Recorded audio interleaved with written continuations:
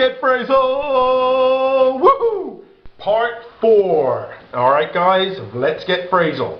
So, without further ado, let's have a look at today's phrasal verbs.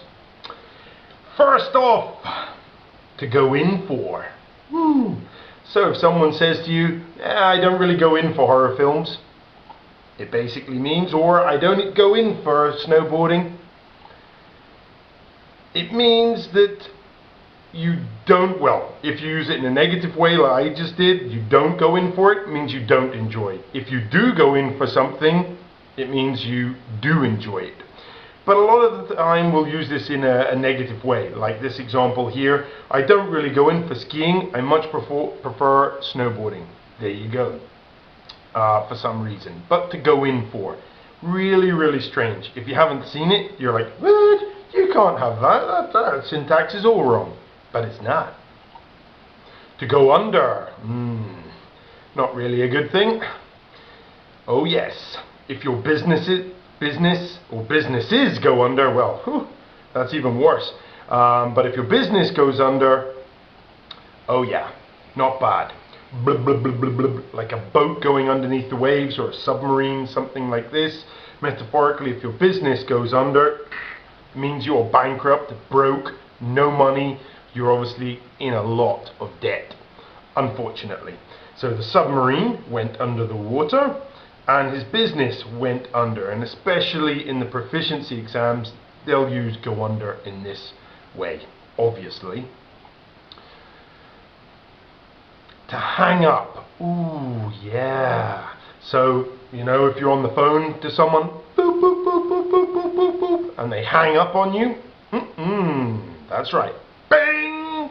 You've said something or you've done something that has annoyed them, and they've put down the phone, really. To end a phone call abruptly. And actually, there's another meaning that has just popped into my head. If someone says, oh, we've had a bit of a hang-up. A hang-up could be an issue or a problem as well. I hung up my coat behind the door, so that's the one that people know. Or you hang up a picture on the wall, no problems there. And she really got angry and hung up the phone. Bam! And that's how you'll hear it, especially if you're doing like ECPE listening or something like this. To hold back. So we use this in lots of ways. Oh yes, I just had to get Luke in there. Oh yeah, Star Wars, gotta love it. So if you don't hold back your emotions, you will turn to the dark side of the Force. Suppress your anger, hold it back. If you give in and let it, anyway, I'm not going there, I'm gonna go all Star Warsy, not doing it. Hold back. So have a look, there's lots of different reasons, explanations here. I use this band to hold back my hair, tie. I couldn't hold back my emotions. Here we go, good old Luke. Did a better job than Anakin. Anyway, I think my manager is holding me back.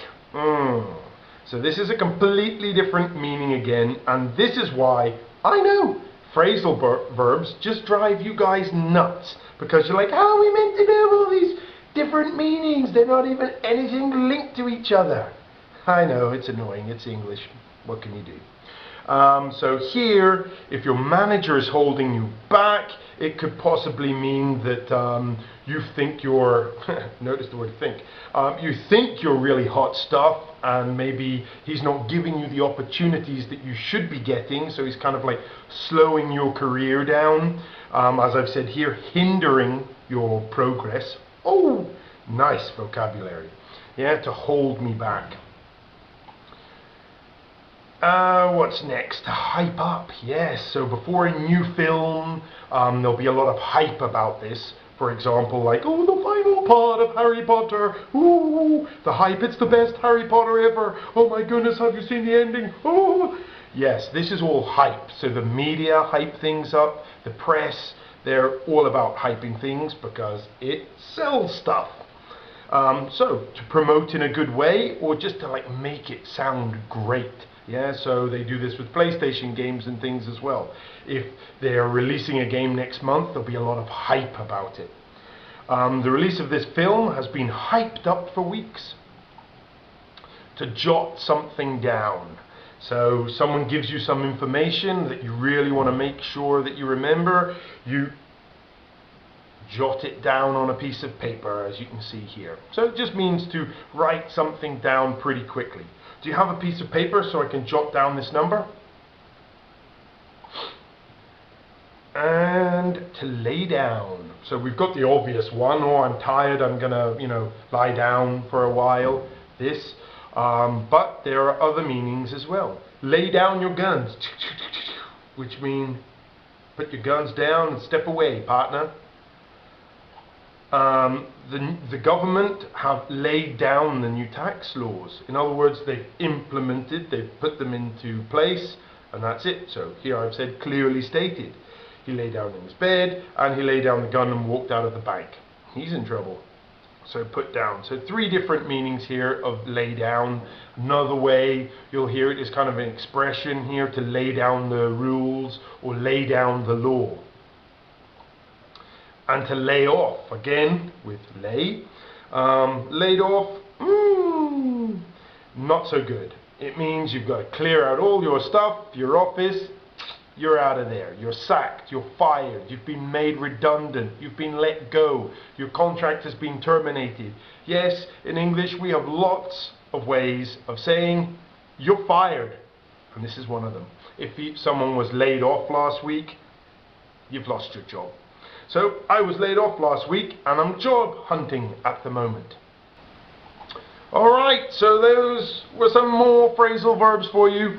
If you want any more, keep watching the videos, sharing them, give us a like, so I know you like these videos and I can keep on making them for you. Alright, thanks for watching. Bye.